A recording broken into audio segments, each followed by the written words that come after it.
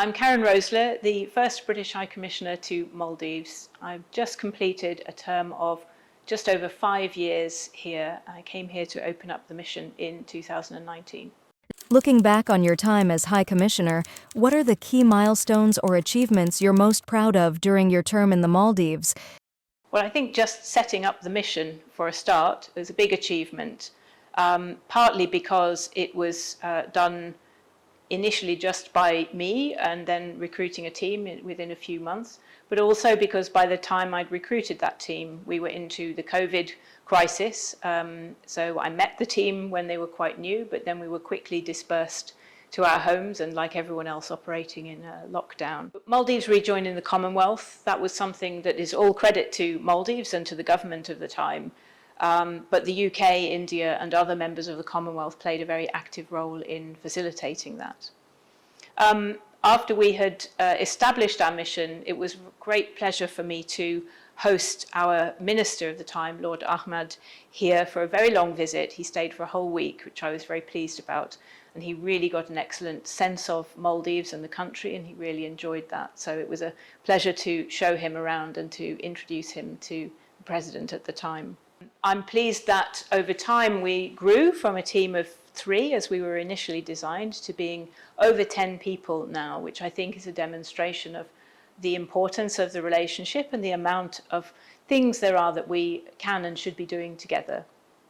And we also had achieved and won programme funds that would be able to help us engage in different areas like environment, in security and in governance reform and so on. I was also pleased when a couple of years ago we established a trade capability. I'd always felt that this was something where there's a lot of potential for the UK and Maldives, and we're just at the beginning of that part of the relationship. And I think, in a way, something that really demonstrates how far the relationship has come is the fact that we now have an annual bilateral strategic dialogue where we discuss all aspects of the bilateral relationship. How would you describe the current state of relations between the Maldives and the UK, and what areas do you believe have seen the most growth or improvement?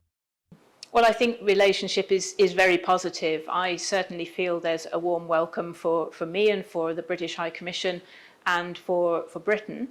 My sense is that there is a high regard for British education, British goods and services, and a high level of knowledge among Maldivians about the UK. So I think, in a way, the biggest improvements have come in our understanding and deeper knowledge of each other. I think by having a mission here, we have much better understood the challenges that Maldives faces, why the country operates in the way it does, or why things happen. And that's very important. And it means that we have been able to develop a relationship on multilateral issues and on global issues of importance to both countries. Given the Maldives' vulnerability to climate change, how has the UK supported the Maldives in its efforts to combat environmental challenges? There are 2 or 3 areas where we have really focused. I think it's important to recognise that Maldives as a country is very environmentally vulnerable and precious and fragile, but also that there are lots of countries who are engaging on this issue. And so it's important that we try to deconflict and that we all work in complementary areas. So the 3 that the UK has probably contributed the most in would be, first of all, renewable energy.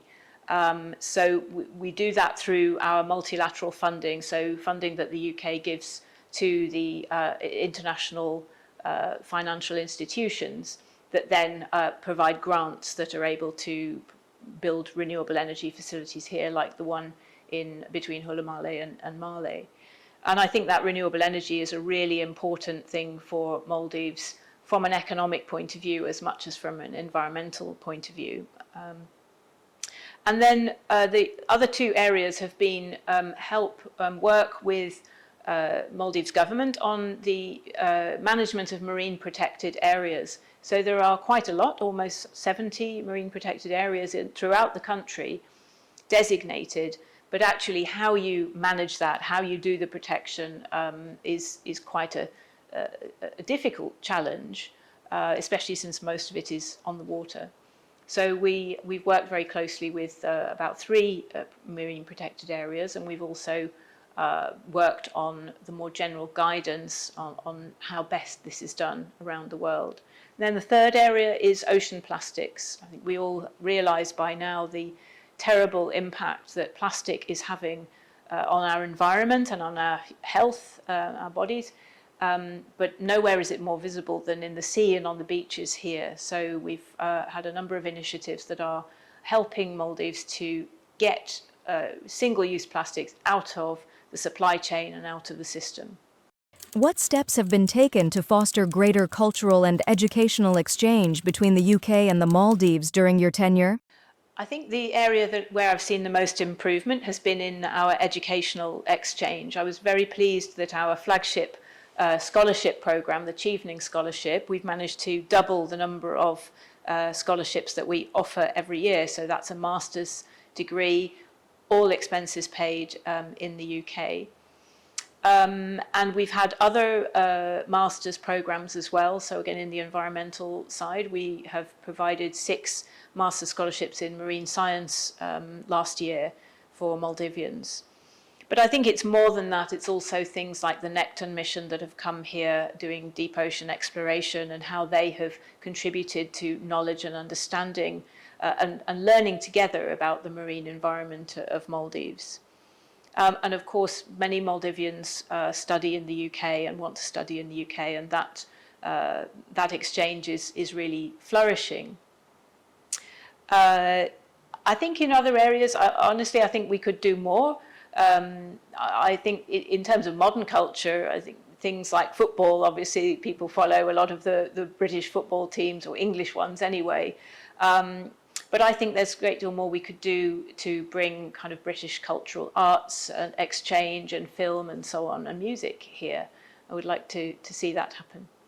Can you share a personal highlight or memorable experience from your time in the Maldives that left a lasting impression on you? I think I would probably choose 3, and the first might come as a surprise, but actually the COVID time. It was a really difficult time around the world, and it was a difficult time here, very worrying for people in an economy that depends upon tourism. And I was very new here, but I was genuinely impressed by the way the Maldives government responded to the crisis, and I was happy that we were able to help in some small ways to support what the government was doing. And I think everyone really pulled together at a time like that. So although I wasn't able to travel anywhere and I was itching to get out and see the country, I learned a lot about Maldives from that.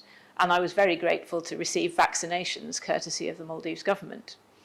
But secondly, getting out and about was really a highlight, travelling to the furthest northernmost point, the southernmost point, eastern and westernmost points. And everything in between. So I've really enjoyed, I think I've been to more inhabited islands than I have resorts, and I've enjoyed the welcome and the things that I have seen in those islands, just getting closer to the local culture. And the third, I think, would probably be just from a kind of diplomatic point of view, seeing this country and my own country through elections, because there's been quite a few elections to sort of watch through. And I think in particular, it was very important to me that people understood that a diplomatic mission like ours is apolitical. I don't support any particular political party in the UK. And equally here, we do not have a bias towards any political party. So in the run-up to the elections, it was very important for me to get to know and talk to all parties, no matter how big or small, and to understand what they were doing and to hear their concerns and aspirations, and to put us in a position where whoever won the election, the relationship overall would continue in positive ways. And I think it has. Looking ahead, what do you hope will continue or evolve in the partnership between the UK and the Maldives after your departure? Well, this year is actually the Diamond Jubilee, the 60th anniversary of Maldives' independence agreement with the UK. So I look forward to us sort of marking the evolution of the relationship during different points in the year. And I think, and sometimes I'm asked, you know, is this a sensitive thing to be celebrating or marking in any way? But I feel it's a very positive thing for both countries. And I feel that the relationship between Maldives and the UK has always been one of partnership, consensual partnership. We work together in our mutual interests. And so that is how I see the relationship going forward. Continuing to work on international issues that we have common ground on. And Maldives often acts as a bridge between in climate terms, in between the emitting countries and countries that are more the victims of climate change. So I think that's quite important. And I certainly hope that we will increase that trade relationship that I talked about before and bring prosperity to both of our countries as a result.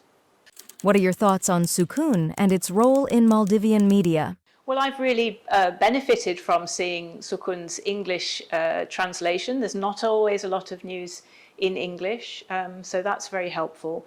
And actually, in the British High Commission, one of the things that we have worked on over the years is support to the media. So not only professionalisation and training, but also regulation and sort of reporting that supports democracy and helps people to make informed choices and decisions.